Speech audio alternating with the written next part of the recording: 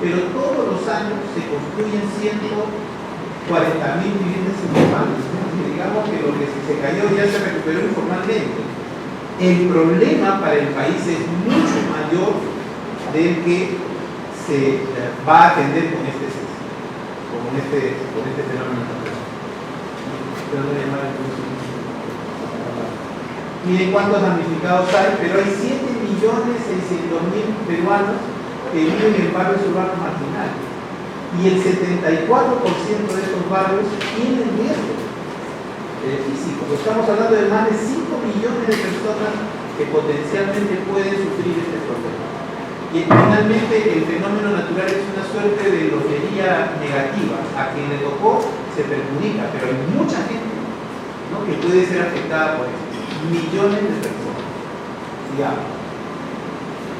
En fin, hay varios datos ahí adicionales de carreteras, eso ustedes lo van a tener seguramente en su copia, pero lo que refleja es que el esfuerzo que tenemos que hacer para recuperar estas infraestructuras y para ponerlas y modernizarlas es apenas una parte pequeña del esfuerzo que hay que hacer para evitar que esto vuelva a ocurrir con este nivel de devastación y que nos deje producir. Porque el otro gran problema lo vamos a ver cuando salgan las cifras del Producto Bruto Interno. Entonces, dinero que también tiene que ver. Sigamos. Hay entonces un círculo vicioso de los desastres, ¿no? Como no se aborda integralmente el problema con metas concretas, se incrementa la vulnerabilidad de la familia, de las ciudades, de las infraestructuras frente al fenómeno natural. El día que ocurre, tenemos que gastar mucho más dinero de lo que debería haberse gastado si es que se hacían las cosas bien. Y como se distraen esos recursos, el Perú baja su producción. Como baja sus niveles de producción, se incrementa el riesgo de vulnerabilidad y damos vueltas sobre lo mismo. Hay que romper ese círculo. Miren un dato. El otro tema que quisiera que ustedes tomen en cuenta es que aún con toda la magnitud que hemos visto, una inundación o un conjunto de huaicos es mucho menos letal que un sismo, ¿no? En Pisco murieron 595 personas y se cayeron 76.000 viviendas, ¿no?, en 2 minutos. No es mucho más del nivel de afectación. Por supuesto, una vida humana es tan importante como otra, pero lo que queremos hacerle ver es, oye, esto no va a acabar aquí. Y miren, hay un dato que es terrible, ¿no?, de INDECI, el PREDES, hizo un análisis que dijo que si en Lima ocurría un sismo similar al de Pisco, la consecuencia probable eran de 51.000 muertos, 690.000 heridos y 550.000 viviendas o destruidas o declaradas inhabitables. Entonces, la estrategia frente a la emergencia no puede ser puntual para resolver un problema. Tiene que ser parte de una estrategia de desarrollo. Sigamos, por favor. Y eso es lo que decimos. Tenemos que generar bienestar, promover el crecimiento y asegurar la sostenibilidad y defensa del medio ambiente. Y el gran tema aquí, y ahí tienen ustedes unas fotos muy gráficas, es la informalidad. La informalidad es el elemento central de este tema. Y la informalidad no solo afecta a quienes se sitúan en las riberas de los ríos, es una minoría de gente, no es la mayoría. La vez pasada nos dieron el dato, creo que eran como 120.000 familias, pero estamos hablando de 5,5 millones de personas que tienen esta precariedad porque están en un cerro donde no han construido bien o porque están al lado de una... En fin, hay 1000 razones por las cuales hay esa vulnerabilidad. Y entonces, la informalidad se ha extendido porque de alguna manera el Estado ha sido incapaz de generar una estrategia para enfrentarlo. Y eso es lo que nosotros proponemos, ¿no?, para que pueda funcionar. Siga, por favor.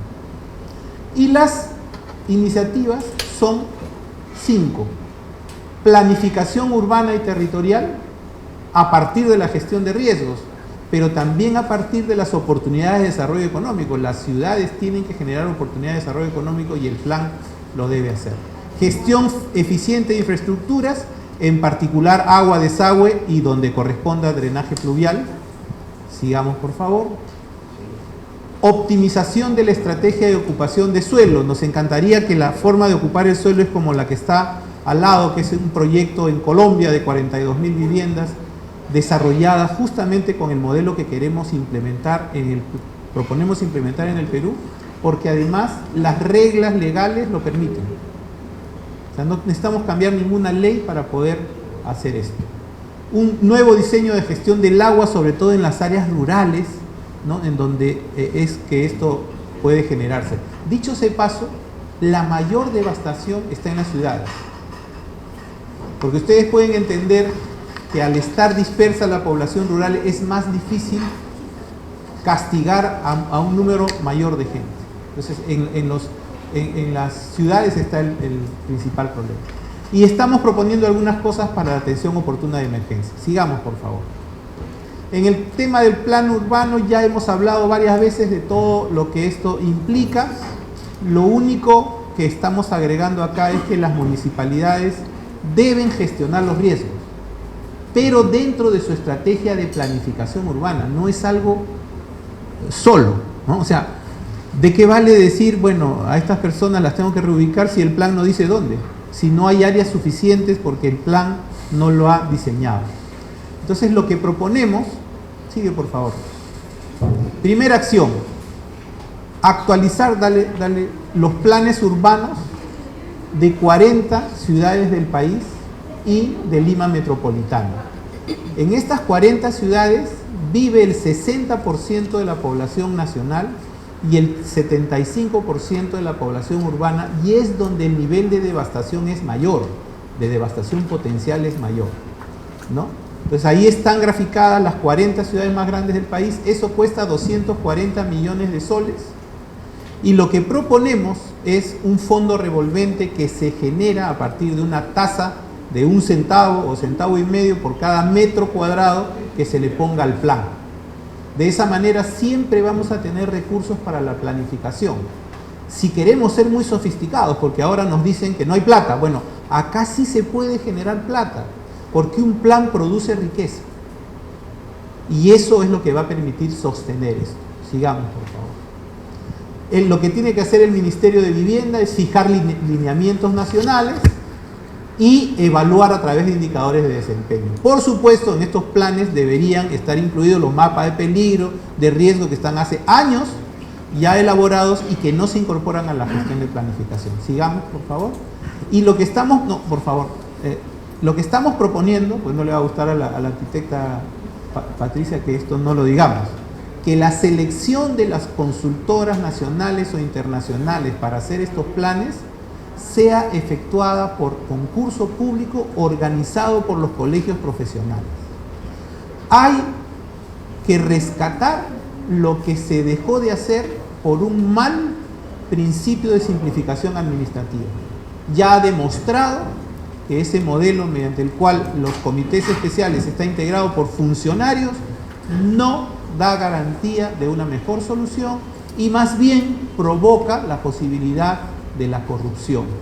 Si esto demanda algún esfuerzo muy grande, pues bueno, en una medida temporal podría hacerse que en los comités especiales por lo menos haya un miembro de un colegio profesional mientras se tramitan los cambios que seguramente habrá que hacer a nivel, no creo que de la ley, pero en fin, es muy sencillo porque es una frase, ¿no? Y es restituir lo que funcionó bien. La mejor arquitectura, el mejor urbanismo, las mejores obras de ingeniería se hicieron en el Perú cuando los colegios profesionales hacían los concursos. Eso hay que rescatarlo y además es un instrumento muy útil para luchar contra la corrupción. Implementar planes urbanos para nuevas ciudades, porque hemos hablado de las 41 ciudades más grandes, ¿no? Pero, por ejemplo, vamos a hacer megaproyectos agroindustriales, mineros o energéticos y no se contempla el plan de ciudad. Algo se está haciendo ahora en Siguas, esfuerzo en el que Capeco está de alguna manera participando, pero por ejemplo, se va a hacer el eje del tren de cercanías Huacho-Ica.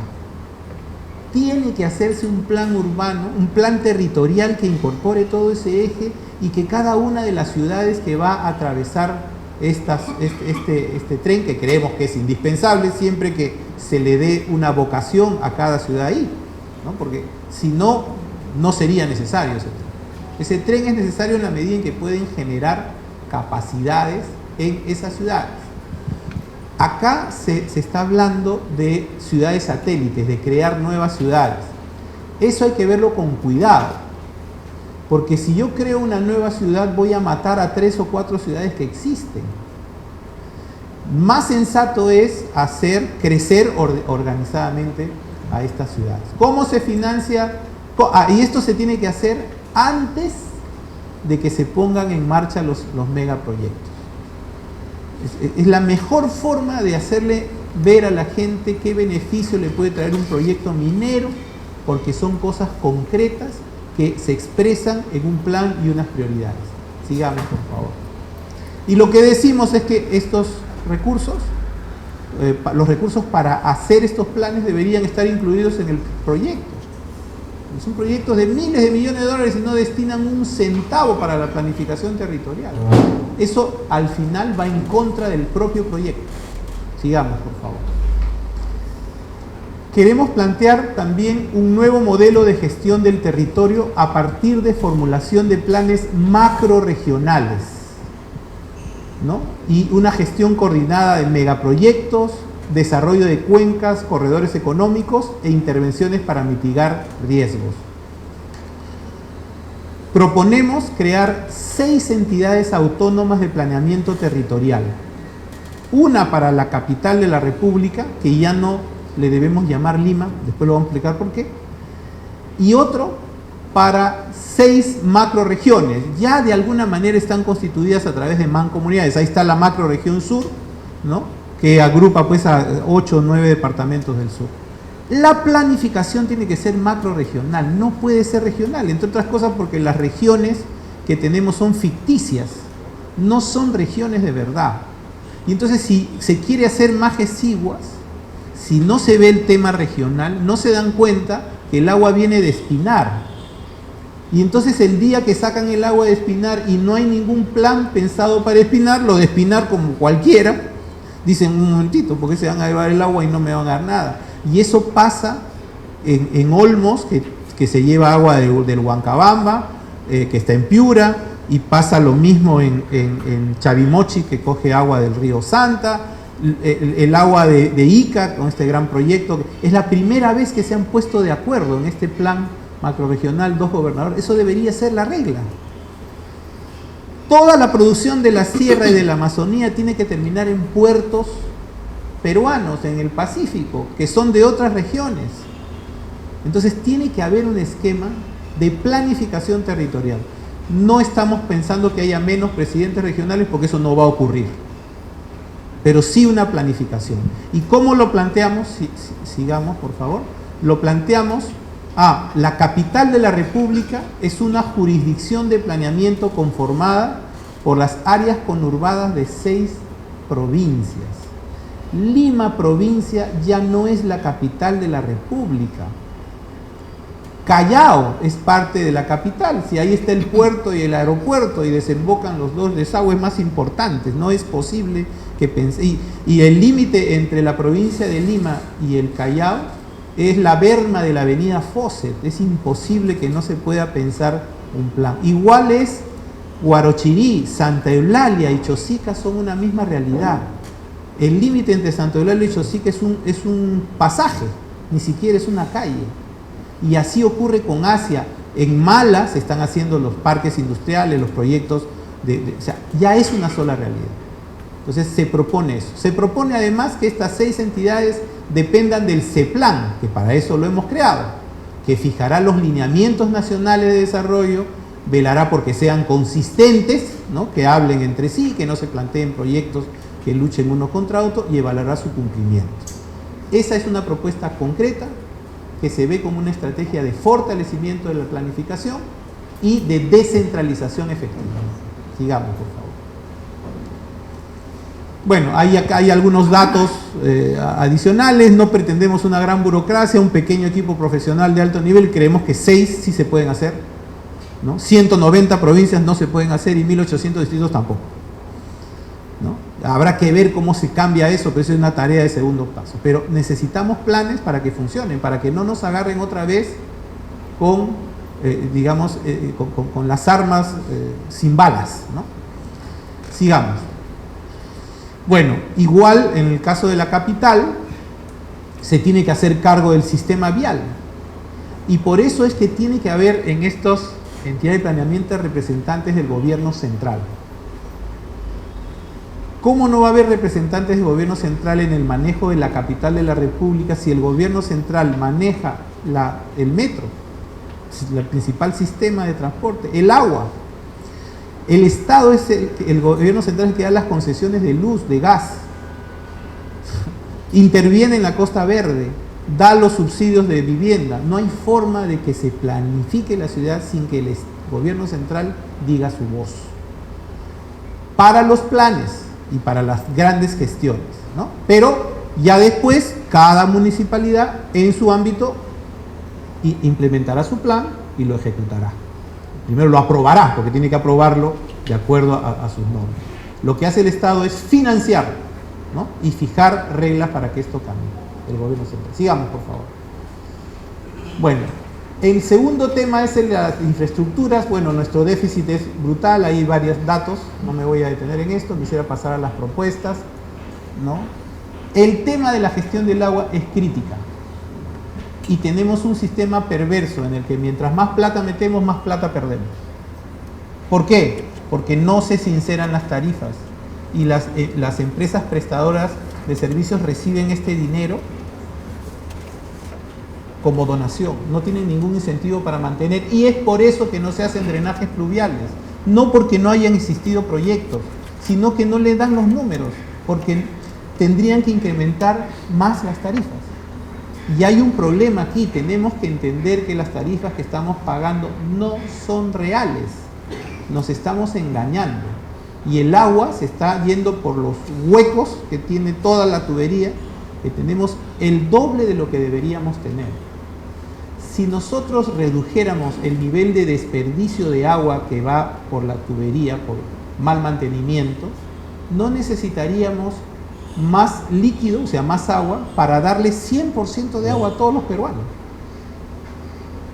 Nosotros tenemos en empresas prestadoras 60% de pérdida, cuando la media latinoamericana es la mitad, entonces estamos regalando 30%. Y si lo ves de abajo, casi 50%. Y si nuestro déficit de agua es de, creo que son 9 millones de personas, sobrado le damos agua con la misma infraestructura. No tiene lógica seguir con este sistema, que le sale más caro al más pobre, ¿no? Sigamos, por favor. Entonces hay que cambiar, hay que ver otro daño, es que si no alcanza la plata para darle agua al que no tiene, imagínense lo que es darle agua a las zonas de la ciudad en donde puede haber desarrollo inmobiliario, ¿no? O sea, el desarrollo inmobiliario se sustenta en el agua. Si no hay agua no se puede poner un ladrillo. Eso lo puede hacer el informal, pero el formal no hay manera de hacerlo. La municipalidad no te lo permite. Entonces, la renovación de redes no es una prioridad y eso está parando el mercado inmobiliario. En conclusión, un sistema de agua que no funciona, que está promoviendo la invasión, y por otro lado se paran los proyectos formales. Los primeros, los de vivienda social. Entonces, tenemos que romper ese esquema, ¿no? Sigamos. Bueno, primero proponemos formular un plan nacional de infraestructura que ponga las cosas en orden. ¿Qué viene primero? ¿Qué viene después? ¿Por qué tiene prioridad? Y tratar de generar algo que todos podamos entender. Lineamientos de desarrollo territorial, priorice las necesidades a satisfacer. Ahora se habla de brechas, me parece un término equívoco, porque la brecha parte del concepto de qué cosa es lo que te falta, ¿no es cierto? Pero, ¿y cuánto tiempo va a pasar, por ejemplo, para que la gente de San Juan de Miraflores, de Villa El Salvador, de Villa El María, que tiene infraestructuras de hace 30 años, se queden sin agua? Un milagro. Y el desagüe, Dios nos coja confesado, porque te cae un poquito de agua, mal. Pero que te revienten las tuberías de desagüe, eso sí es un tema. Y eso puede ocurrir. Porque cualquier ingeniero sabe que cualquier infraestructura tiene una vida útil, y si llegaste a la vida útil, nadie te responde por esa infraestructura. Y no tiene prioridad. Nadie piensa en eso, ¿no? Porque como no se ve, no se ve lo que pasan por las tuberías de agua, no importa. El día que las abran, porque ya hemos visto, es terrible. Entonces no sé qué estamos esperando, ¿no? Bueno, sigamos. El Plan Nacional de Infraestructura es básico. Segundo, bueno, que esto tiene que hacerlo a partir de ese plan, con los planes macroregionales que hemos planteado, son los insumos para que esto funcione. Sigamos, por favor. Sinceramiento paulatino de tarifas. Tenemos que hacer una gran difusión, y ahí quizá debamos cumplir un rol más activo para hacerle entender a las personas lo que nos está pasando, y que nuestra irresponsabilidad nos va a llevar a que nuestros hijos o nietos no tengan agua, no porque no haya recursos, sino porque no haya cómo llevarla. Eso es un pecado. Como va a haber gente que no puede pagar, a través del sistema de focalización de hogares, que te dice quién es pobre, quién es más pobre, quién está en pobreza extrema, quién es rico, se establezca con claridad quién no consume, quién no puede pagar por condiciones económicas. El sistema ese de consumo es equívoco. Yo vivo con mi mujer, mis hijos ya están fuera de la casa, mi mujer todo el día está fuera de la casa y yo también. Consumo agua para el café y para bañarme. Y cuando me voy en bicicleta ni para eso, porque me baño en el club empresarial. Entonces, pago poco, cuando yo debería pagar la tarifa que me corresponde. Es más, de repente hasta subsidiar a otro. Entonces, eso no puede seguir funcionando. Y no va a haber drenaje pluvial si es que no se corrige. Porque el drenaje pluvial, ¿quién lo va a manejar? La CPS. Y va a pasar exactamente lo mismo. Te van a dar la infraestructura, no la van a mantener, se va a deteriorar, en el siguiente huaico, todo va a estar hecho un desastre. Si queremos tener drenaje pluvial, debemos establecer desde un inicio, como dice ahí, los costos de construcción, operación y mantenimiento y el repago de dichos montos a través de la tarifa. Yo creo que ahora la gente está sensible respecto a cómo es que, qué implica para alguien no tener agua o no tener estos sistemas. Creo que es el momento de explicarle, y ahí como profesionales, como empresarios y como trabajadores, creo que podemos señalarle a la gente esto y ver qué podemos hacer para que esto efectivamente funcione. Sigamos, por favor. Bueno, asociaciones público-privadas, esto lo hemos dicho muchas veces. Mecanismo de obras por impuestos, se puede pagar en agua. Si un privado hace una inversión, puede pagarse después en el agua que él mismo generó con las conexiones por un tiempo determinado. En las ciudades del interior, para empezar en la emergencia va a tener que haber mucha inversión del Ministerio de Vivienda, porque las EPS no tienen capacidad, digamos. El otro tema es la contratación estatal. La contratación estatal es la causa por la cual se demoran los proyectos. La semana pasada hemos estado en Capeco con una delegación del Ministerio de Educación que querían nuevos funcionarios. Dicen, tenemos 70 proyectos parados y tienen estos 70 proyectos 230 arbitrajes.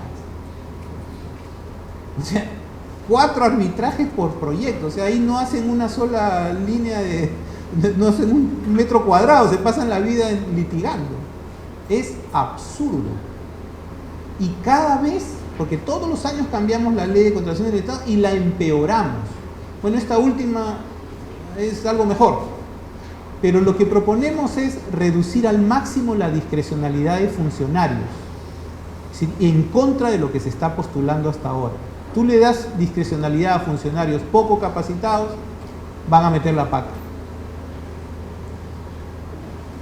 Y ese es un gran problema. O te lo manda a arbitraje, pues todos.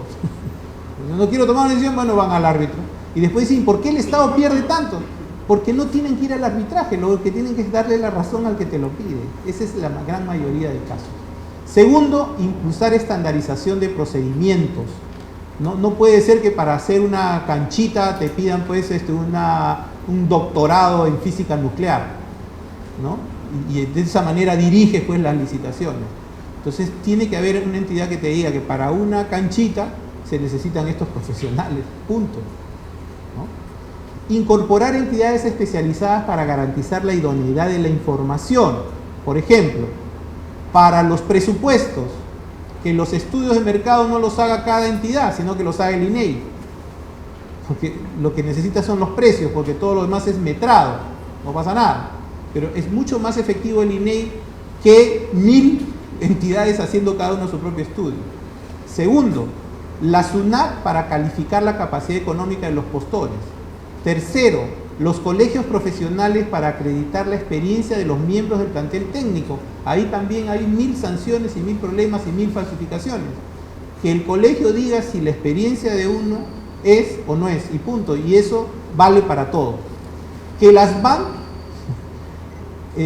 sea, digamos, la que diga si una fianza es verdadera o no. Es increíble que en pleno siglo XXI falsifiquen fianzas. Eso ya es el colmo. Asbank abre una nube, pone todas sus fianzas y cada entidad que convoca una licitación tiene un código de acceso y dice, sí, pues la que me están dando es la verdadera, y se acabó la historia. O mejor aún, la saca de ahí con firma electrónica. Nunca más va a haber una fianza falsa. Entonces, esas son las cosas que queremos hacer y que no se están haciendo. Sigamos, por favor. Hay que modificar las normas técnicas del RNE. Aquí hay un pedido del ingeniero Julio Curoigua de modificar las normas de habilitación urbana en instalaciones sanitarias porque no se está considerando, según él, el tema del riesgo.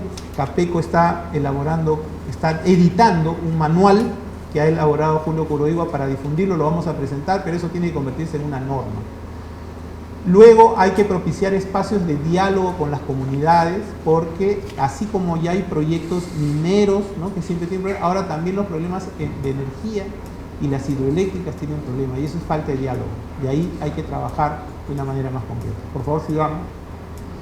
Bueno, el tema de la ocupación del suelo, ya lo hemos dicho 1000 veces, no hay suelo, si no hay suelo, hay informalidad.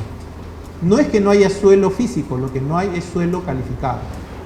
Y las ciudades son muy densas y eso hace, poco densas y podrían densificarse. Entonces el problema es generar planes urbanos que nos den esta solución. Y hay varias cosas que están ahí. Pues, sigue, por favor, porque esto es un poco el diagnóstico, que ya lo hemos dicho varias veces. Sigue, por favor.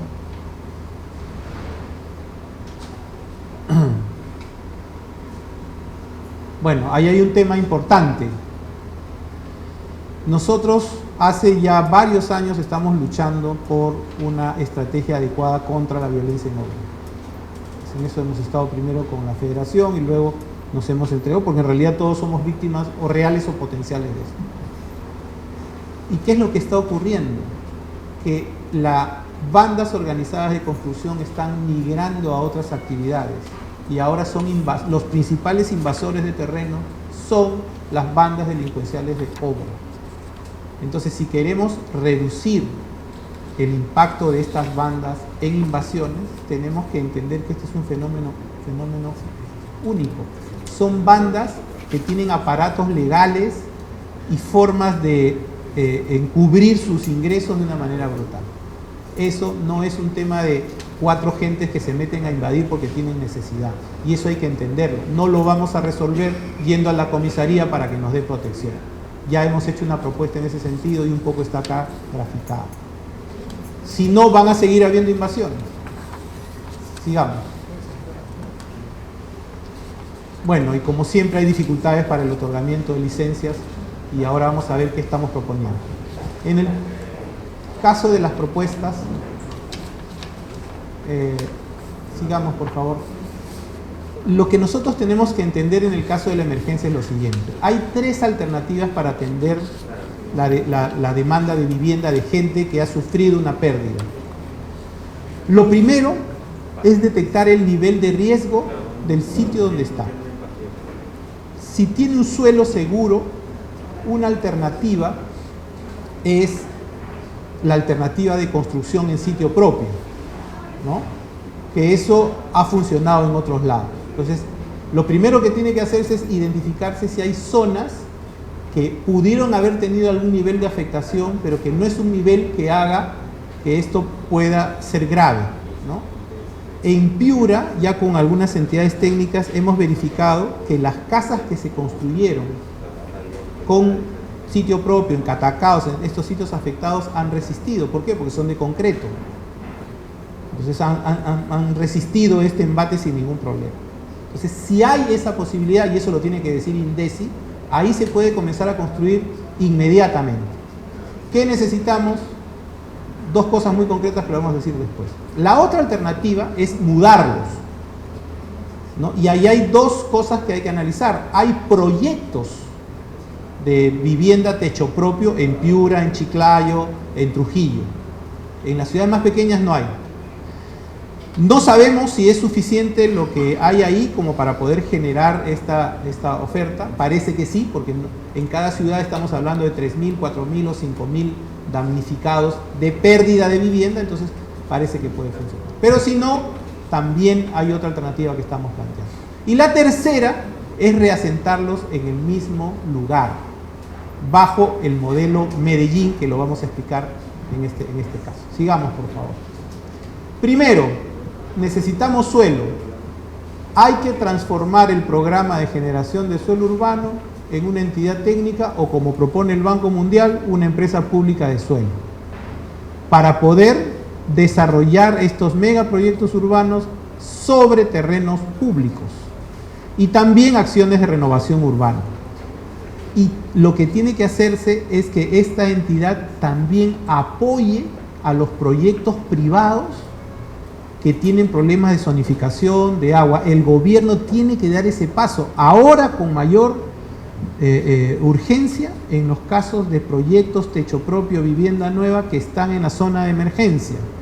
Es importante que el gobierno vaya junto a los promotores inmobiliarios para sacar adelante estos proyectos. ¿Por qué? Porque aquí la inversión corre por cuenta del privado y eso es una gran ventaja, ¿no? Si hay que hacer otra cosa, siempre el esfuerzo es mayor. Entonces, y eso es rápido, es un decreto supremo que se hace rápidamente y se dice todos los proyectos techo propio son apoyados por el Ministerio de Vivienda ante las municipalidades, ante las empresas de agua, ante los registros públicos, ante el Ministerio de Cultura. Porque, aunque parezca mentira, en estos proyectos es donde hay más problemas. Sigamos. Segundo, constituir un banco de tierras. El banco de tierras es un registro, no hay que expropiar nada, por si acaso. Pero a este banco deben incorporarse en primer lugar los terrenos que están en uso de las Fuerzas Armadas. Son los terrenos mejor ubicados de las ciudades que en general tienen poco uso y ahí se puede empezar a trabajar proyectos muy rápidamente convocando al sector privado. Sigamos, por favor. Impulsar el desarrollo de proyectos habitacionales con énfasis en la vivienda social sobre terrenos privados, lo que hemos dicho. Y ahora hay una serie de instrumentos que se han generado en la última legislación de planificación urbana que permiten hacer que estos proyectos funcionen. ¿Qué se debe lograr? Que por lo menos en estos terrenos del ejército o terrenos estatales, que son grandes, pueda haber viviendas de diferentes niveles socioeconómicos. Eso es un reto para el diseño, un reto pero es lo mejor, porque si no, las personas que van a ir acá a estos proyectos probablemente sin deuda, porque están en una situación, si eran pobres ahora son más pobres, en un crédito no lo van a calificar, no pueden ser los que caractericen toda la urbanización. Si todas las personas ahí son pobres, eso se va a empobrecer rapidísimo. Entonces tiene que haber un mix de usos y un mix de condiciones sociales. Y eso se puede hacer en terrenos del Estado, porque ahí las reglas, digamos, pueden ser. En un privado es más complicado, a pesar de que hay empresas que tienen esa estrategia, ¿no? Pero ahí hay una cosa concreta, porque eso haría que el proyecto se pueda hacer más rápidamente. Y una estrategia integral para el combate con el crimen organizado, porque esto ya no es obras de construcción, son invasiones también, y invasiones tienen todos los impactos que hemos visto. Esto tiene que ser prioritario para el Estado. Sigamos, por favor. Modificar la ley de habilitaciones urbanas y de edificaciones. Aquí, hace 3 años, el Parlamento le dio carta libre a los invasores para poder formalizar sus predios sin pagar multas y sin redimir aportes. Eso es increíble. Capeco hizo un pronunciamiento público, nos dirigimos, creo que también los colegios profesionales intervinieron, pero aquí es muy simple. El alcalde dice, bueno, esto lo voy a regularizar, hace todo el alcalde, ni siquiera lo tiene que presentar la urbanización, y él les concede la habilitación urbana de oficio y por lo tanto lo formaliza. Eso hay que eliminarlo. Y ya que vamos a cambiar esa ley, por favor restituyan a los colegios profesionales la función de seleccionar, capacitar y fiscalizar la labor de revisores. Justo cuando habíamos diseñado un esquema integral de control, se van para atrás. Y ahora se necesita eso. Se necesita, por ejemplo, que todos los sitios propios que se hagan tienen que ser verificados por la municipalidad. Y ahora la ley dice que si la municipalidad no tiene, los inspectores los ponen en los colegios. Y ya las tasas son mucho más razonables. Es más, eso lo debería pagar el Ministerio de Vivienda, pero en fin, ya es otro tema. Pero ahí hay una tarea fuerte para garantizar que lo que se está construyendo efectivamente funcione. Y hay que darle recursos a los colegios profesionales para que cumplan con esta función de acreditación, porque le están dando una tarea pública y ninguna forma de sostenerlo. Eso tampoco es razonable. Eso ya lo hemos dicho en 100 idiomas. Ojalá que con la emergencia se pueda tener esto resuelto. Sigamos, por favor. Bueno, hay que compatibilizar las normas. Aquí el INDECI tiene normas que no compatibilizan con el Reglamento Nacional de Edificaciones, etcétera. Y eso desalienta la formalidad. Los programas de mejoramiento de barrios tienen que ser de mejoramiento de barrios y no de mejora de pistas y veredas, porque parte del mejoramiento de barrios puede ser mitigar riesgos. Entonces, si se hace esa intervención, el asunto puede funcionar. Sigamos, por favor. Y lo que estamos proponiendo es un modelo de intervención que mezcle recursos públicos y privados. Mejor lo vamos a entender en la siguiente lámina. Miren, ese es un proyecto en la ciudad de Medellín. Lo que ven ustedes ahí es un barrio marginal. Este barrio marginal tenía este río, esta quebrada, y la gente, como ven acá, vive acá, y la que estaba acá también vivía acá. Lo que se está haciendo en Medellín es primero canalizar esto, obviamente, pero ir generando área verde. Miren, esto es un área verde de la gente que antes vivía acá. ¿Y a dónde se ha ido? A este edificio, a este edificio, a este edificio, a este edificio, a este edificio. Hacen edificios en barrios marginales. Y entonces los sacan del área de riesgo, ¿no? Porque el área de riesgo tiene un límite, ¿no es cierto? Y además, si llega acá, se van arriba y no les pasa nada. Les sirve hasta como refugio. Y la ventaja que tiene es que no salen del barrio, que es la principal limitación. Esta es una alternativa. Ahora, es caro, ¿no es cierto? Entonces, en ese momento entra la lógica de derechos de edificación transferibles. Lo que no puedes transferirle el precio acá, te lo paga la municipalidad con metros cuadrados adicionales en un distrito en donde sí se puede hacer. Eso es lo que ha motivado esto y que acá ya está disponible. Así que lo podemos hacer. Creo que el gobierno debería plantear 5 o 6 proyectos pilotos que puedan ejecutarse en el corto plazo para que esto camine. Sigamos, por favor.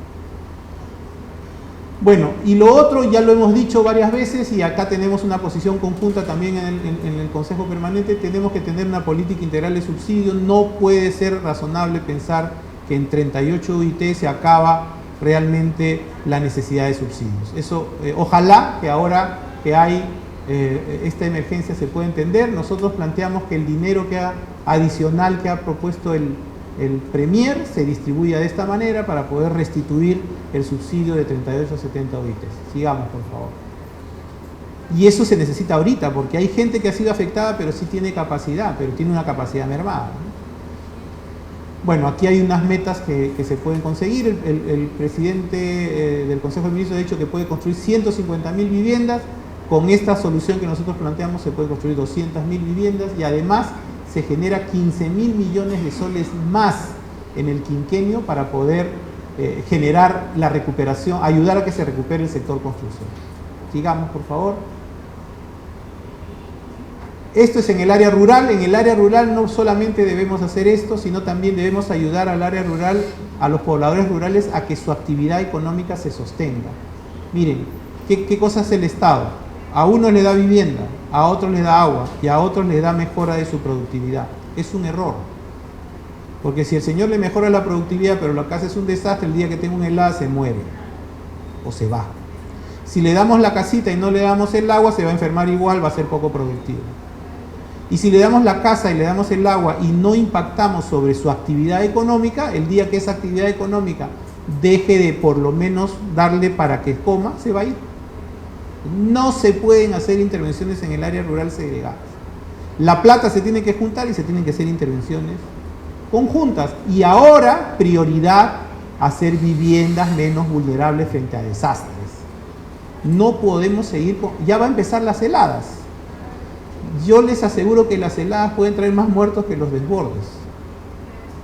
Porque es población mucho más vulnerable. Se enferman arriba, mientras llegan al hospital abajo, ya no hay forma. ¿Y cuál es nuestra solución? Hay que darle frazadas. Me imagino que estas personas tienen cientos de frazadas y nunca les han dado una solución adecuada, a pesar de que hay dinero. Sigamos. La gestión del agua, hay cosas de prevención que se pueden hacer. Reforestación es una salida importante. Sigamos, por favor. Lo otro es trabajar las laderas. Aquí hay una propuesta de construir pircas para ir degradando, ¿no?, el tema del agua. Esto se ha hecho en Colombia justamente para evitar estas cosas y es una solución relativamente económica. Aquí sí, el grueso de la inversión es casi un subsidio total, ¿no? Porque para que estas personas puedan mejorar su capacidad productiva es complicado. Quien ya tenía la capacidad ya lo hizo, ¿no? Un exportador de productos de alto valor ya lo hizo porque tiene que proteger su patrimonio. Y lo que hemos propuesto adicionalmente en la parte C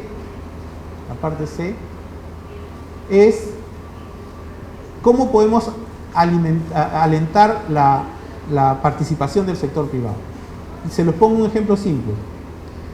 ¿Cuánto le ha costado al Estado que el Country Club del Bosque tenga precisamente ese bosque? Nada, ¿no? El Estado, digamos, este club, por su propia propuesta, necesita bosque.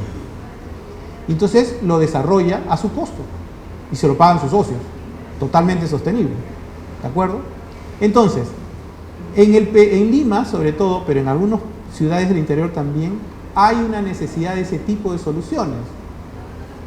Clubes de campo, restaurante campestre, urbanizaciones de campo, parques, cementerio, campos universitarios, etc. Ahí donde sea posible, entregarles suelo para que ellos paguen eso con un proceso de forestación. Con eso protegen las quebradas y le dan valor a su solución. Eso creo que se puede repetir. Pienso en Chosica, en Santa Eulalia, donde hay un mercado que se podría consolidar a partir de estas acciones. Lo que falta es poner terreno del Estado o de alguna comunidad a la que le cambias parte del suelo por sacarle el problema de la quebrada. Ahí se pueden hacer cosas en zonas que están cerca de la ciudad y creo que pueden funcionar perfectamente. Simplemente para terminar, hemos tenido algunas propuestas para la atención de emergencia. Primero, ¿qué proponemos? Un sistema de comunicación para recibir, transmitir y procesar información en tiempo real sobre riesgo de emergencia. Con esto que ha ocurrido, los rumores, la falta de información, los casos en los que la gente no recibió la información de lo que tenía que hacer, de evacuar, etcétera, etcétera, se han reproducido. Proponemos que en nuestra cédula RENIEC, ahí donde está nuestra DNI, y donde dice dónde vivimos, y hay un código que se llama ubigeo, que nos dice dónde en el territorio estamos, cada uno de los ciudadanos tenga que poner un celular, un correo electrónico o un sistema de mensajería. El día que ocurra algo, van a mandar mensajes segregados en función del tema. El día que INDECI diga acá va a haber un huaico, ¿cuál es el nivel de afectación? Se identifican los códigos de ubicación geográfica y a cada persona que vive le mandan un mensaje concreto. Váyase, salga, tiene 40 minutos para irse. Eso se tiene que hacer y no cuesta mucha plata, ¿no? De esta manera, además, ellos pueden enviar información también. Ellos pueden enviar información a alguien, a un sitio que le escuchan. Estamos en el siglo XIX llamando a las radios. Entonces, la posibilidad de que una radio te conteste pues es abrumadora. O sea, entonces, si tú tienes un sistema de comunicación, es más difícil que puedas estar totalmente desamparado. Y INDECI registrará también la cantidad de afectación que hay en cada caso, cada casa. Todas las ayudas tienen que llegar y tienen que estar codificadas, porque resulta que hay un montón de gente que recibe mucha ayuda y hay gente que no recibe ninguna ayuda. Si esto estuviera controlado, básicamente con que cada entidad que ayuda tuviera el acceso y estuviera obligado a hacerlo, todo el mundo va a saber qué cosa tiene cada persona. Sigamos, por favor. Un sistema de compras, tiene que haber, tenemos un sistema que se llama Compras Perú, que es una compra virtual. ¿Qué proponemos? Que el agua, los alimentos, las medicinas y la ropa se compren mediante este mecanismo 15 días antes y se lo compren a empresas que puedan distribuirlo. Es increíble que nosotros tengamos que llevar en avión agua de Lima a Piura, cuando en la zona norte hay un montón de embotelladoras. Embotelladoras que tienen los choferes que mejor conocen la zona, porque ellos trabajan todo el día en todo el territorio. Debería hacerse una compra de esa manera y asegurar que estas entidades tengan stock porque se los está comprando. Si esto funciona, por ejemplo, como estos camiones tienen GPS, ustedes pueden saber en qué punto de la carretera está la ayuda para el pueblo tal o para el ubijeo tal. O sea, es algo que está a nuestro alcance, que lo único que hay que hacer es hacer que converse para que esto camine. Y hay que diseñar packs, paquetes estandarizados para poder recibir la ayuda. Eso puede ser un aporte de las empresas de transporte, porque ocurre que la gente pues pone las cosas como se le ocurre en el contenedor, ¿no? Y a veces ponen los fideos abajo y arriba ponen la caja de atún, ¿no? Entonces los fideos terminan pues siendo un pastel. Eso no puede ocurrir. Tiene que haber un sistema de acarreo. Y por lo tanto, si esto funciona, la acción de las Fuerzas Armadas ya se concentrará en las zonas en donde no hay forma de llegar de otra manera. Y lo mismo se puede hacer con el alquiler o donación de maquinaria, ¿no? O sea, ¿dónde qué se necesita que hay? Eso se puede tener perfectamente registrado en un solo sistema. Y para eso tenemos el RENIEC, que felizmente funciona, ¿no? O sea, eso tiene una validez interesante. Sigamos, por favor. Debemos centralizar las donaciones. No quiere decir que las donaciones no se puedan hacer por diferentes canales, sino que estén coordinados. Y de preferencia, procurar que las donaciones se den en efectivo. Hay un problema de confianza, ¿no? Pero tengan la seguridad que mucha de la ayuda no llega. Y no llega porque no nos quieren, sino porque es imposible gestionar un sistema logístico tan disgregado, ¿no? Y hablamos como ingenieros industriales. En este caso, si tengo 1000 puntos de atender, lo más probable es que mucho de eso no llegue, ¿no es cierto?, al punto que corresponde. Eso debería ser especializado.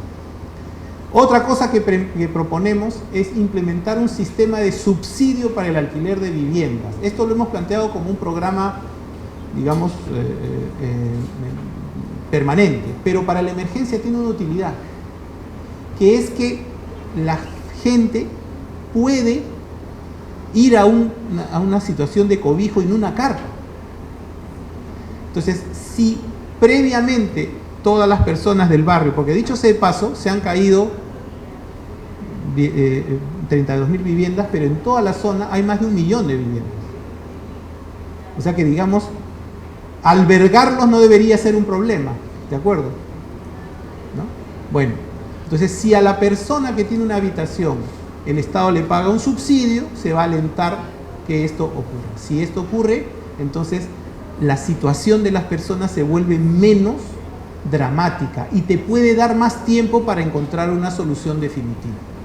Y creo que hasta va a salir más barato que la carpa y que la lleves, Porque la carpa la llevas y la traes y ya eso te cuesta una fortuna, ¿no? Entonces esto es mucho más sencillo y además genera economía en la zona, porque gente, ¿no?, de pocos ingresos puede tener esto y le da sostenibilidad a la solidaridad, ¿no? Entonces, porque uno recibe pues a su familiar, pero a los 30 días pues ya comienza a haber problemas, ¿no?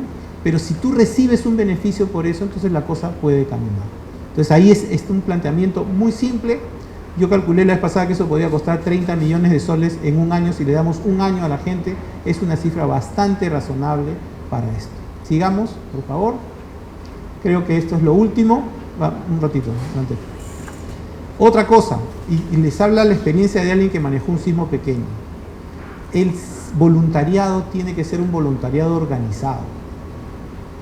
Cuando yo tuve el tema de Lamas, fueron voluntarios de Lima y ninguno había estado en la selva, ninguno sabía cómo reaccionar ahí, ninguno había sentido ese calor.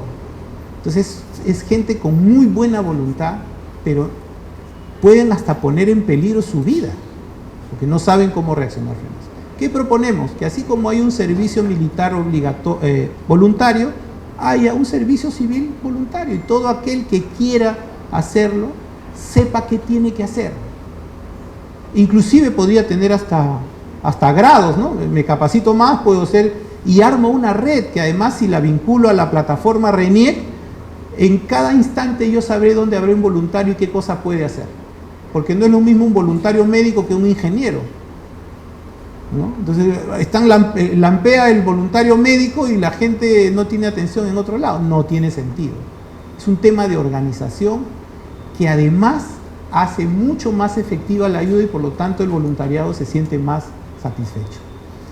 Y bueno, ese es un poco el escenario de lo que nosotros planteamos con acciones para esta emergencia, pero lo que queremos mostrar o hacer reflexionar es que no se trata de resolver una emergencia conforme venga. Todas estas cosas están planteadas para que se diseñen ciudades y se organicen ciudades y funcionen los programas del Estado que van a permitir reducir el riesgo y la vulnerabilidad de la gente, sobre todo la más pobre, que es la más vulnerable, frente a eventos similares. Esta es, digamos, la propuesta que hemos trabajado. Por supuesto, es un planteamiento que queremos enriquecerlo porque hay muchas ideas que están surgiendo en estos días. Creo que por ideas no nos quedamos, somos muy creativos. Lo que tenemos que hacer es concretar esto en temas específicos y que funcionen. Agradecemos la presentación del ingeniero Guido Valdivia. A continuación tendremos un comentario breve de cada representante del Consejo Permanente. Vamos a iniciar con el comentario del señor Luis Villanueva Carvajal, secretario general adjunto de la Federación de Trabajadores en Construcción Civil del Perú. Sí, buenos días a todos los presentes. Yo en mi intervención primeramente quiero empezar resaltando esta, digamos, una especie de alianza estratégica que hemos hecho tanto los profesionales, los empresarios y los trabajadores del sector de la construcción, y donde estamos haciendo propuestas, entendemos de nuestro punto de vista viables para solucionar algunos problemas que afectan al Perú, ¿no? El día de hoy, por ejemplo, nos está afectando los efectos de este fenómeno costeño, que millones de peruanos en el norte del país les ha quitado no solamente su vivienda, sino su trabajo y las pocas propiedades que han podido obtener con mucho esfuerzo, ¿no? Entonces, miren, esta propuesta denominada propuestas para modernizar las ciudades del Perú y administrar mejor nuestro territorio, como lo ha señalado bien el ingeniero Guido Valdivia, tiene algunas propuestas muy interesantes y esperamos que el gobierno la recoja para poder solucionar estos problemas que nos aquejan.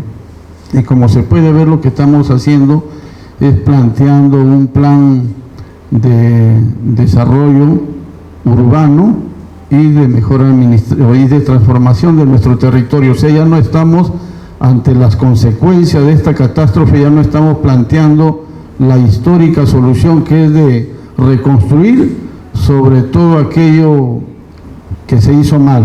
Y como bien lo ha señalado Guido, ¿no? O sea, construir sobre lo que se ha hecho mal, pasarán 10, 15, 20 años, volverá a venir un fenómeno natural y vamos a tener los mismos problemas.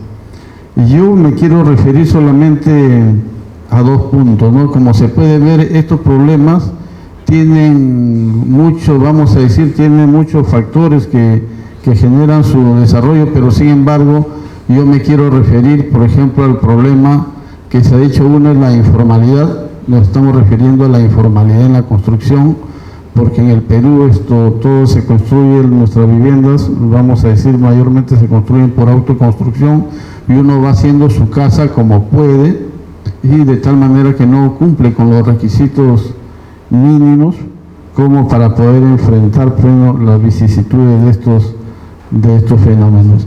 Pero junto a ese tema de la informalidad también está el tema de las invasiones.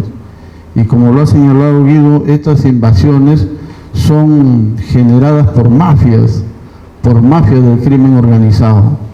Entonces ahí lo que nosotros hemos planteado y estamos planteando en este documento es que el gobierno debe asumir una política integral para enfrentar a estas mafias, porque estas mafias se apoderan de determinados territorios y hacen negocios con ellos.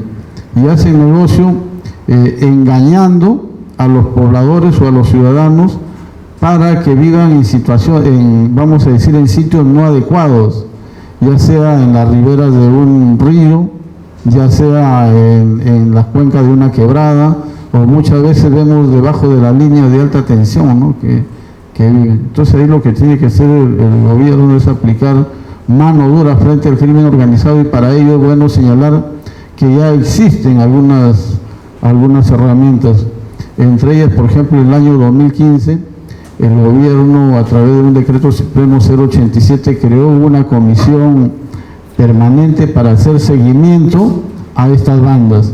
Y en esta comisión no solamente participan, vamos a decir, entidades del Estado, sino también en calidad de invitados estamos los sectores de la construcción, y creemos que este gobierno tiene la obligación moral de inmediatamente reactivar esta comisión, que hasta la fecha no lo viene haciendo. Pero además de ello, también creemos que se deben hacer algunas modificaciones legislativas, como lo ha señalado Guido. Existe lo que se llama la Ley de Habilitación Urbana 29090, que aunque no se crea, pero sin embargo da facilidades a los municipios para que de oficio regularicen estas invasiones.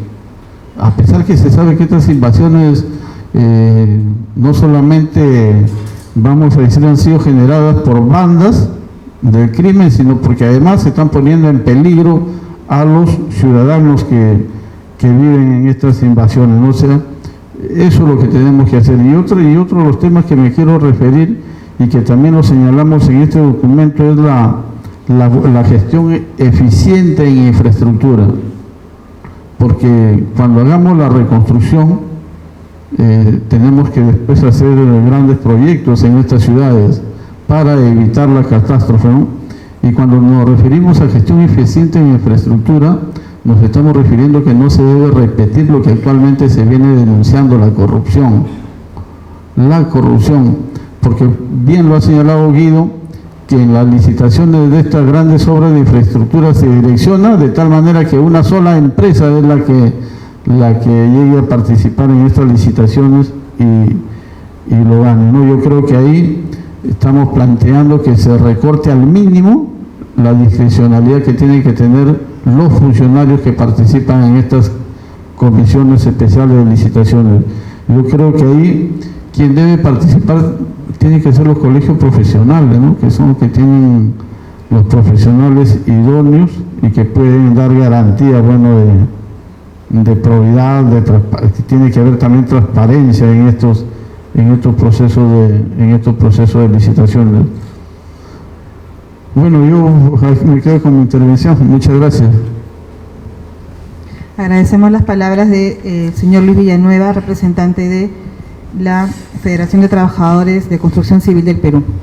Seguimos con la intervención de la arquitecta María Patricia del Águila Chávez, vicedecana nacional del Colegio de Arquitectos del Perú. Bueno, el ingeniero Valdivia empezó prácticamente su alocución diciendo que el Perú es un país en emergencia permanente. Y creo que ha sido consenso de todo el Consejo esta síntesis, ¿no? Esta frase muestra claramente lo que estamos viviendo todos los peruanos, no solamente en este periodo de emergencia, sino ya hace muy buen tiempo. Quiero referirme a un par de puntos que tienen que ver evidentemente con el accionar de los arquitectos. Cuando el ingeniero menciona que deberían regresar los concursos públicos organizados por los colegios profesionales, totalmente de acuerdo en ese sentido, no solamente porque la mejor arquitectura del país se hizo mediante esos concursos públicos, sino porque esas edificaciones que ganan estos concursos por mérito propio generan identidad en el peruano, esa identidad de poder decir, esta es mi ciudad y mi ciudad tiene esta edificación que vale la pena ver, que es hermosa, que nos enorgullece a todos los peruanos por ver una buena arquitectura, cosa que ha desaparecido en gran medida en nuestras ciudades.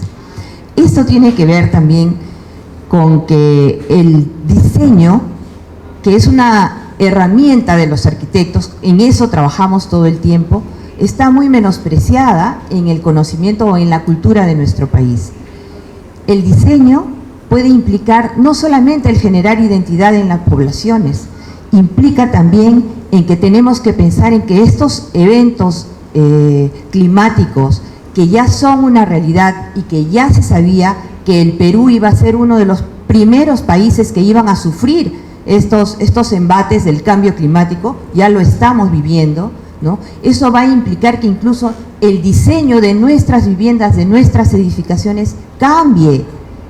Ya no podemos pensar en que en Lima no va a llover. Tranquilamente podemos tener un proceso de lluvias torrenciales como las de Piura. ¿Y qué va a pasar con nuestra ciudad? Tenemos que prever ese tema y eso está dentro de lo que implica el diseñar nuevas viviendas. Y creo que es un punto que va a tener que tomarse en cuenta en estas nuevas edificaciones que se van a tener que realizar para implementar nuevas viviendas para las personas que han sufrido estas desgracias, ¿no? En eso incluimos todo el tema del drenaje pluvial, que creo que es importantísimo, el nuevo diseño, el pensar que inundaciones también pueden pasar en nuestro país si es que no tomamos acciones inmediatas para evitar que vuelva a salir el Huaycoloro y que vuelva a salir el Rímac, ¿no? O sea, definitivamente ya tenemos que estar pensando que nuestro chip para nuestra ciudad tiene que cambiar, y eso creo que es muy, muy importante. Pensar en proyectos sociales inclusivos y justos, eso me parece de una prioridad enorme. Tenemos que pensar que incluso para cumplir con los nuevos objetivos, que son 17 objetivos para el desarrollo sostenible establecidos por Hábitat 3, tenemos nosotros que pensar que estas brechas sociales en cuanto a la vivienda tienen que ser acortadas tremendamente, y eso sí se puede conseguir, se puede conseguir. Es cuestión de proponérselo y tener políticas claras para poder generar este cerramiento de estas brechas sociales. Quiero terminar mi alocución, porque yo sé que todos tenemos algo que decir, en que tenemos que también mirar un poco en nuestra historia. Los peruanos tenemos historia de ser buenos ingenieros, de ser buenos arquitectos, historia, en donde hemos gestionado el agua de manera admirable, que todavía la gente ahora admira, ¿no?, lo que hicieron los antiguos peruanos, y lo tenemos acá. ¿Qué cosa podemos rescatar de esas experiencias? Yo creo que tranquilamente podemos implementarlas, podemos revisar lo que ya existe e implementarlo en nuevas edificaciones, en nuevos sistemas de drenaje. Lo podemos hacer. Estas experiencias que resultan totalmente valiosas, ¿no?, creo que deben ser retomadas por este nuevo emprendimiento que vamos a tener que hacer todos los peruanos. Y bueno, estas intervenciones nuevamente tienen que ser en forma integral, se tiene que considerar el tema del diseño por gestión de cuencas. lo que ocurre en la parte alta de una cuenca termina afectando a la cuenca baja. Y si nosotros no tomamos esta gestión de cuencas, de nuestros elementos hídricos como una política de Estado, vamos a seguir sufriendo los problemas que tenemos en Olmos, que tenemos en Majes, etcétera, etcétera, tal como lo mencionó el ingeniero Valdivia. Yo creo que son puntos muy claros y concretos, ¿no? Agradecemos las palabras de la arquitecta Patricia del Águila, vicedecana nacional del Colegio de Arquitectos del Perú. Ahora hará uso de la palabra la ingeniera Doris Rojas Mendoza, vicedecana nacional del Colegio de Ingenieros del Perú. Gracias. Bueno, el Consejo Permanente por la Vivienda, la Construcción y el Territorio brinda en esta oportunidad toda una relación de estrategias en las que podemos nosotros vincularnos para la reconstrucción o el desarrollo de nuestras ciudades. Creemos que los riesgos y los desastres son predecibles en nuestro país. Se vienen dando constantemente, de repente cada vez con más frecuencia. La tecnología nos permite incluso, ¿no? Hemos tenido nosotros el año pasado toda una situación de difusión de lo que se venía. Sin embargo, nos vamos relajando. Es más, muchos de los colegas mencionan, si nosotros no hacemos algo en estos 6 próximos meses, vamos a quedar en el olvido en cualquiera de nuestras propuestas. ¿Y por qué sucede eso, no? Porque realmente no hablamos de planeamiento, cada vez nos consume más la informalidad, cada vez nos consumen más las decisiones políticas que muchas veces van hacia atraer un público objetivo que realmente a dar seguridad, y sin pensar que en el mundo entero ya existe, incluso entre las definiciones de la ingeniería, un gran segmento que se conoce ya como la gestión de riesgos y desastres. Porque los riesgos y desastres se han dado toda la vida, cada vez es más latente, de repente por situaciones climáticas, por situaciones que el mismo hombre ha ocasionado, destrucción de su naturaleza. Y si hablamos de riesgos y desastres, y si hablamos de gestión y metodologías, existen, les comento, protocolos hasta cómo debe de brindarse apoyo voluntario. Ayer estuve leyendo un protocolo de 400 páginas, ¿no? Lo que Guido mencionaba, que un voluntario no puede ser, todos tenemos comisión social y decir, ya bueno, yo me voy apoyando, ¿no? Como me mencionaba una anécdota, que un grupo de la universidad se fueron muy cerca a Canta llevando ropa y la gente se moría de sed. Niños que no tenían en ese momento ni qué tomar agua, niños con sus polos o sus frazaditas. Entonces, si ya está diseñado en el mundo todo un trabajo ingenieril, un trabajo tecnológico, queda aquí, es más que un problema, nosotros tenemos una oportunidad de poder desarrollar estos cambios ya todo como se debe lograr, con protocolos, con tecnología, con campos en donde nosotros podamos debatir el tema desde el punto de vista de aportes de equipo de especialistas. Y justamente esto es lo que brindamos aquí, en este Consejo Permanente. Vemos integrados empresas, vemos integrados los colegios profesionales, la gente del trabajo en el sector, porque entendemos y estamos en el campo, porque sabemos con la experiencia lo que se debe hacer. Porque quién sabe en estos momentos en donde hay un colapso entre lo que se está encontrando en el manejo de obras, en el manejo de situaciones que realmente dan vergüenza en algún comportamiento profesional, encontramos ahora oportunidades. ¿Por qué no trabajar realmente, ¿no?, con la participación de colegios profesionales? Es más, se hacía evaluación conforme nos han ido quitando, ¿no?, derechos institucionales en los colegios profesionales, derechos deontológicos de poder cubrir, se han ido quitando en el colegio, no con el cuento de repente de aspectos burocráticos o sabidos de qué análisis, y se han ido creciendo otras situaciones de informalidad, situaciones de dolo, situaciones que realmente preocupan al país. Entonces es el momento, creo yo, de pensar en planear con CEPLAN, porque para eso existe. Pensar en que no podemos estar tan divididos por regiones tan individualizadas, que cada uno de ellos protege su medio, sin pensar que estamos con eso desalentando la competitividad. Estamos planteando ahora 6 regiones macros, en las cuales su cultura, su problemática, sus recursos son bastante homogéneas entre ellos y que allí podríamos nosotros pensar en soluciones más integrales.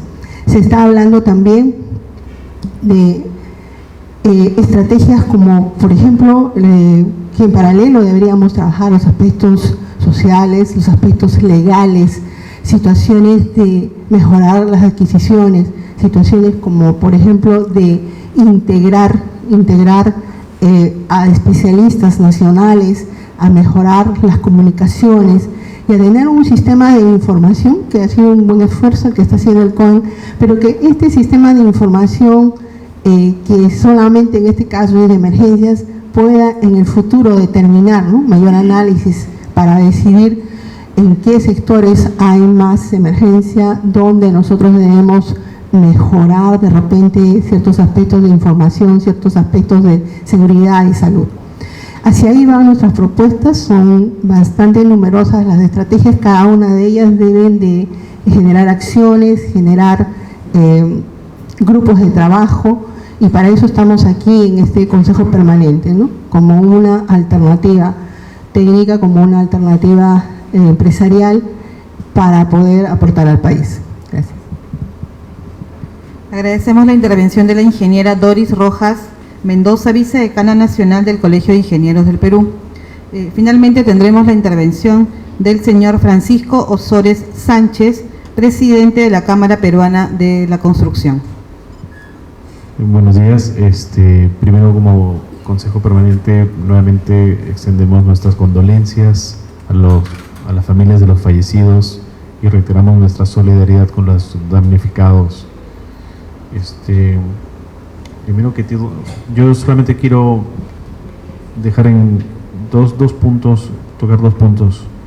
El primero es que hemos estado como consejo atendiendo la emergencia, los colegios, la federación, la cámara, hemos estado trabajando de manera conjunta varias cosas, y también creo que nuestros asociados han estado haciéndolos de manera individual, no solamente de manera colegiada, sino de manera individual. La segunda tiene que ver con lo que nosotros llamamos la modernización, porque tenemos que tener mucho cuidado con el término reconstrucción. En realidad, ponernos en el mismo lugar donde sabemos que va a venir algo y no sabemos cuándo va a venir es realmente bien imprudente. Nosotros, las soluciones, y puede parecer un poco densa la presentación y el trabajo que estamos haciendo, no son de varita mágica. Lamentablemente, seamos conscientes de que lo que tenemos hoy es un trabajo bastante fuerte que hacer y que va a tardar un tiempo. Todos quisiéramos tener la varita mágica de decir, uy, tenemos que hacer esto por acá y en 6 meses todo esto va a estar perfecto, va a ser maravilloso y nunca más va a pasar y nadie más va a estar expuesto a ningún tipo de vulnerabilidad. Eso no es cierto. Yo creo que vamos a tener que trabajar políticas de Estado basado en estos principios, y vamos a tener que institucionalizar este trabajo mediante consejos permanentes que trasciendan gobiernos. Porque realmente, si nosotros empezamos a revisar el proyecto que tenemos, podemos resumirles que en los próximos 20 años se van a necesitar 2.400.000 viviendas, y que si estamos hoy hablando de solamente para atender el bono demográfico en las 40 principales ciudades del país, y si estamos hablando que el 70% se construye de manera informal como promedio, en algunas partes hay el 100%, entonces estamos nuevamente exponiéndonos hacia el futuro a un tremendo riesgo de vulnerabilidad. Por lo tanto, las políticas que nosotros tenemos que trabajar tienen que buscar reducir en los próximos 20 años del 70% al 20% de la informalidad. Y esto va a ser progresivo, y esto va de la mano con el planeamiento. Pero bueno, empecemos hoy. No es un tema que se viene diciendo con motivo de la emergencia, es un tema que lo venimos diciendo todos de manera reiterada hace ya más de 15 o 20 años atrás. Entonces, por lo menos empecemos a trabajar. Si hubiéramos empezado a trabajar antes, que el riesgo hubiera sido menor ahora. Pero lamentablemente no hemos tenido el eco con las autoridades que hubiéramos querido. Nos hubiera gustado trabajar más en equipo, esperemos ahora poderlo hacer. Pero en fin, estamos aquí para sumar y lo que buscamos justamente es que empezar a hacer este trabajo y bueno, el tiempo irá pasando y iremos contribuyendo a que se disminuya el riesgo, porque hay que ser muy claros también. A veces buscamos las soluciones perfectas y decimos queremos un sitio donde no pase nada. Bueno, lamentablemente eso no existe. Me gustaría tener un sitio con cero riesgo, pero no existe un sitio con cero riesgo. Lo que existe es la posibilidad de disminuir el riesgo, atenuarlo. Bueno, en fin, institucionalizar los planes de las políticas de Estado. No hablemos de planes de gobierno, políticas de Estado. Tenemos que como sociedad ponernos de acuerdo para tener las políticas de Estado, independiente de qué partido político estén amando del país, o amando de la región, o amando o gobernando el municipio. Todos debemos de seguir algún tipo de rumbo, algún tipo de lineamiento, y debe seguirse de manera ortodoxa. Y por eso creo que la importancia de consejos como el que hemos creado, porque la sociedad civil debe contribuir a estas políticas de continuidad. Muchas gracias. Agradecemos las palabras del señor Francisco Ozores Sánchez, presidente de la Cámara Peruana de la Construcción. Antes de empezar con las preguntas formuladas por los medios de comunicación presentes, queremos hacerles resaltar el hecho de que en la carpeta que se le ha entregado a cada uno de ustedes está, aparte de la nota de prensa, un resumen de la propuesta que se ha presentado esta mañana, un resumen de 8 páginas que está consignando los puntos específicos que ha desarrollado el ingeniero Valdivia. Ahora sí, de algún medio que desee formular una pregunta, por favor, levanta la mano. Creo que es muy importante para el país saber cómo se unen los diversos estamentos de la construcción para darle estabilidad al país. Ingeniero Ozores, usted ha hablado de política de Estado. Esto se viene concretizando, está avanzando para plantear la participación de ustedes en la reconstrucción del país. Y asimismo al señor Luis Villanueva, si esta reconstrucción pasa también por los trabajadores, ¿cómo están ustedes haciendo para impedir que estas bandas organizadas de la construcción que dañan a su organización sindical no sean revertidas y darle mayor garantía y calidad laboral a sus trabajadores?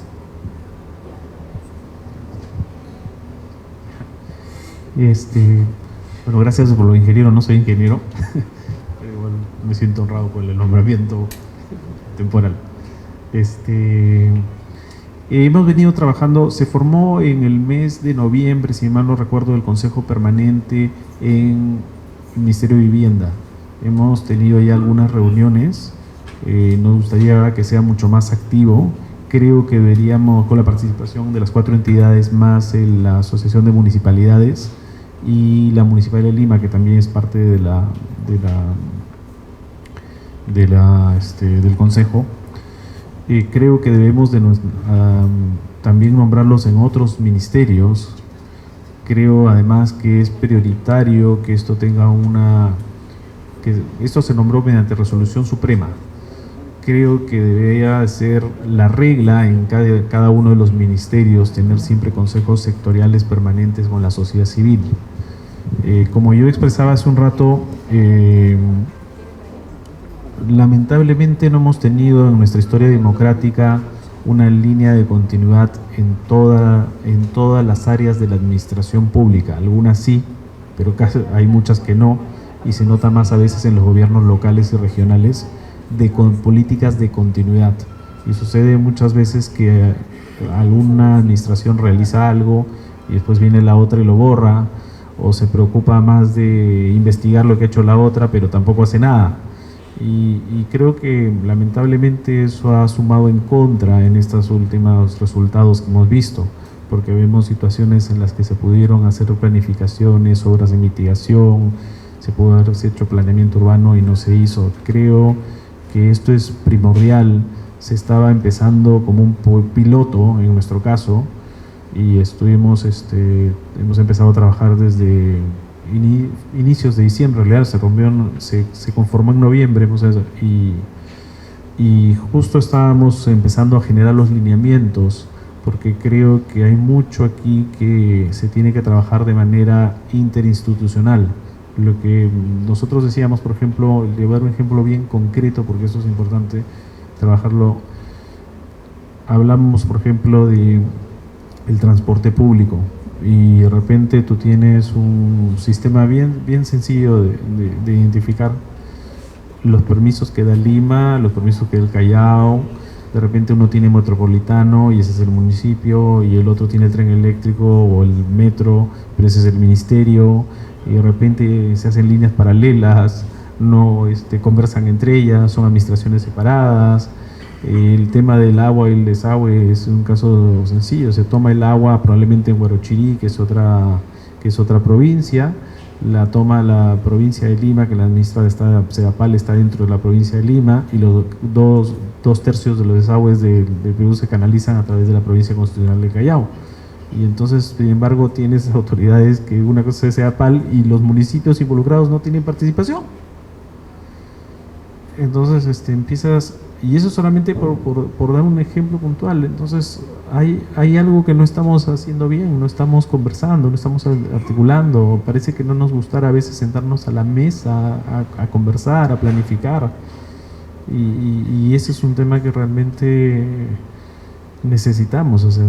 Y ahora que hemos comenzado con el Consejo Permanente, justo estábamos en las primeras reuniones, estuvimos en una reunión justo cuando inició este proceso de los huaicos y de los desbordes, y estuvimos justamente viendo cómo se manejaba la crisis y dando algunas ideas al respecto, y nosotros hemos seguido trabajando, justamente armando este plan de trabajo, porque entendíamos que las autoridades estaban abocadas a atender la emergencia, y han estado ahí, han estado atendiendo la emergencia, pero tenemos que también trabajar el futuro, ¿no? Porque la emergencia afortunadamente va a pasar, esperemos que pase lo más pronto posible, y una vez que pase la emergencia necesitamos hacer un buen proceso, no solo de reconstrucción, sino de modernización del país, y eso va a tardar tiempo, y para eso son estos grupos de trabajo. Creo que tenemos que buscarle, y disculpen que sea redundante, darle continuidad. Dejemos de pensar en planes de gobierno. Todo el mundo dice, oye, ¿cuál es su plan de gobierno? ¿Cuál es su plan de gobierno? ¿Cuál es la política de Estado? ¿Cuál es nuestra visión país? ¿Cómo vemos el país en 20 años? ¿Dónde está el Perú en 20 años? Si alguien me lo puede decir, por favor, que yo me gustaría tener una luz que seguir, o sea, saber a dónde camino. Y eso es lo que tenemos que buscar como sociedad. Estos planes marcan eso. Tenemos ya identificados los problemas, todos sabemos los problemas. ¿No? Trabajamos soluciones, son largas, sí. Trascienden gobiernos, sí. Bueno, entonces la sociedad civil ayude a ese proceso. Creo que hay mucho talento de ambos lados, tanto del Estado como de la sociedad civil, como para sumar. Y ese es el objetivo de estos grupos de trabajo. Y una de las demandas que estamos haciendo al actual gobierno es que se implementen medidas para reactivar el sector, no solamente para dar más empleabilidad a los trabajadores, sino también como medidas para reactivar la economía del país. Yo creo que lo bueno que de todo este malestar, de este aluvión, digamos, que ha traído consecuencias en el norte, va a ser la reconstrucción o el plan de desarrollo para modernizar las ciudades, ¿no? Ahí va a haber empleo, pero lo que estamos planteando son algunas cosas, ¿no? Por ejemplo, de que haya reglas de juego iguales para las empresas nacionales como para las extranjeras, ¿no? Y haya mayor fiscalización, porque vienen empresas extranjeras. Es cierto que hay empleo, pero sin embargo a los trabajadores no se les reconoce sus derechos laborales y tenemos muchos problemas. No hay que tener muchos problemas, y a veces hay que decirlo con nombre propio. Las empresas españolas están generando muchos problemas y son las que están ganando o han ganado en los últimos tiempos estas licitaciones. Entonces, primero que pedimos al Estado, una mesa pareja para el empresariado nacional y extranjero, de tal manera que gane pues las mejores propuestas técnicas y económicas, pero que se garanticen el derecho de los trabajadores. 2, lo hemos señalado desde hace mucho tiempo que tiene que haber una alianza del sector de la sociedad civil con el Estado para enfrentar a la banda delincuencial. Y nosotros hemos hecho una serie de propuestas. Desde el Consejo hemos planteado una serie de propuestas y que lo estamos reiterando en este último documento, ¿no? Que se tiene que reactivar, por ejemplo, esa comisión permanente que hace seguimiento a la violencia del sector de la construcción, ¿no? Y aparte de eso, creemos que esto no solamente tiene que ser algo coyuntural, sino que tiene que haber una política de Estado para garantizar la seguridad, no solamente en las obras de construcción, sino en todas las actividades económicas y sobre todo la seguridad ciudadana, que, bueno, por estos temas de la lluvia, del fenómeno del niño, como que ha pasado a un segundo, tercer plano, pero la inseguridad ciudadana es un problema muy grave que tiene que enfrentar este gobierno. Gracias. Agradecemos las consultas formuladas y también su presencia a la presentación de la propuesta para la modernización de las ciudades peruanas y la transformación del territorio nacional, elaborada conjuntamente por el Colegio de Arquitectos, el Colegio de Ingenieros, CAPECO y la Federación de Trabajadores en Construcción Civil.